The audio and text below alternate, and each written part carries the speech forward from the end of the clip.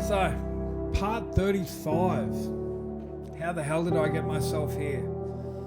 This is a story about how I became an international smuggler, worked my way through the federal prison system, the lessons I learned, the people I met, the places I went, and the price that I would ultimately pay. It wasn't my prison sentence. It's a road to redemption. We can all make a change. We can all be different. So here we go. So we're up in jail, up in the federal court system, and I'm out the back in the cells. And it's my first day in court, and I'm going to understand why I'm here and everything about it. So all the jackets I just talked about in the previous series, the FBI, the Secret Service, and I sort of said, I think the president's here, but the Secret Service deal with anything to do with passports, money laundering, or money fraud, or things like that. The FBI do bank robberies, DEA, Drug Enforcement and Agency, ATF, alcohol, tobacco and firearms, ICE agents, immigrations and customs enforcement. So you learn all these agencies and who's getting prosecuted by what, how it all works. Fascinating. What do they call it? It's like a university of crims. But here we go. So I'm out the back of court and everything's intimidating, but you can't let on. You're in there with the big boys. This is no joke.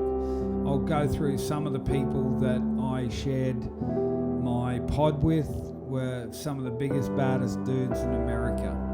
And you got people running national organizations of criminal organizations, from the Nazi lowriders to Aryan Brotherhood to national presidents for, I'll just say, the motorcycle 1%. So there are lots of big RICO cases which brought down the mafia. I met a few guys in the mafia.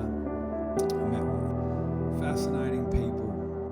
And Martha Stewart was in there. So there you go. Anyway, in the back of the court, I'm going to meet my lawyer for the first time. By this stage, people, my organisation had know that I had been arrested and they had sent their lawyer, and I was just about to meet this guy.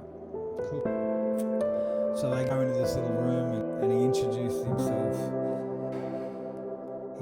himself. I was just trying to think of his name. Gilbert Levy. There you go. Gilbert. Anyway, so I'm just about to meet him and we're going to go through what they've got. He's got my discovery and he said, look, not much is going to happen today. They're just going to read out your charges.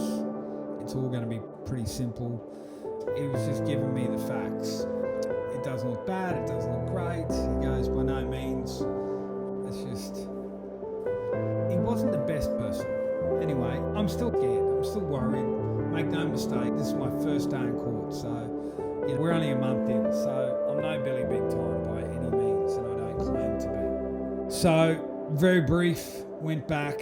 I just mainly said to him, can you just let everybody know? Can you let my people know? And can you let my family know that I'm okay? So we go out to court.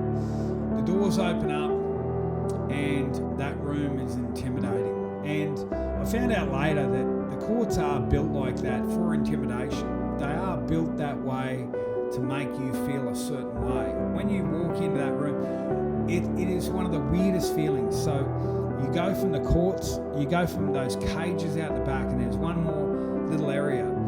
There's two US Marshals standing in that little area. And by this point, you've just been months in chains, concrete, steel. Everything's hard. You haven't sat on a chair that isn't made of concrete or steel, except the flight. But nothing is as it seems or warm at all. There's this one little area and there's a wooden door in front of you. Those two marshals are taking all your chains off. So you've still got your belly chains, your handcuffs, your black box, your ankles chained. And they drop all those off and then bang, the door opens up and you're standing on carpet. Isn't it the weird things that you remember? You're standing on carpet and instantly the acoustics are different. And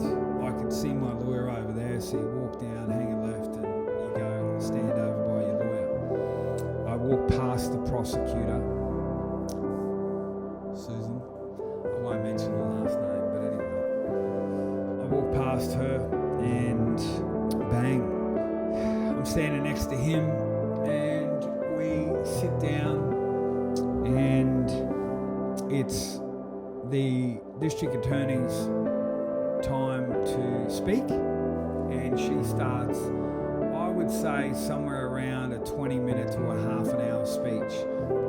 Everything that the government's got laid out, line by line, she's reading off, and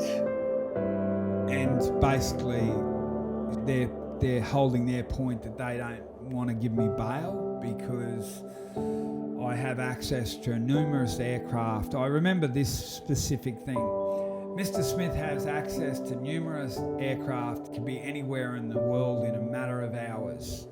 We find him an incredible flight risk with the talent, with the skills that he possesses and the access to aircraft and international. We would never be able to get him back. Well, Jesus, after I heard that, even I was impressed. According to her, I could be anywhere in the world. I was Tom Cruise, Air America. I don't know whether you know too much about these things, but 3-4 hours, and that's about all the amount of fuel you've got.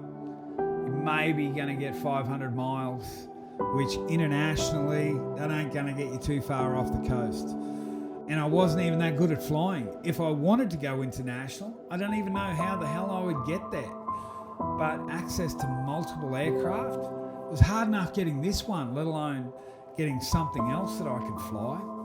And I was just learning this one.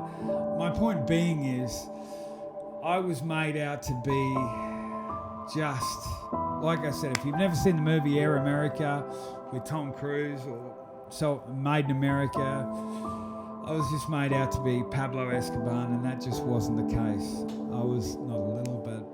I was a kid from Central Queensland, or a guy from Central Queensland that taught himself to muster up the balls to jump in this and do something incredibly stupid, but by no means was I an international man of mystery, nor could I get myself internationally, but I could jump a border here and there, and that's what I did.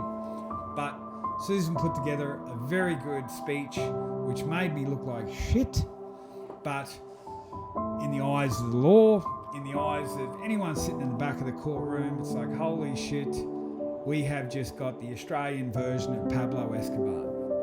Stay tuned for the second part of this incredible speech.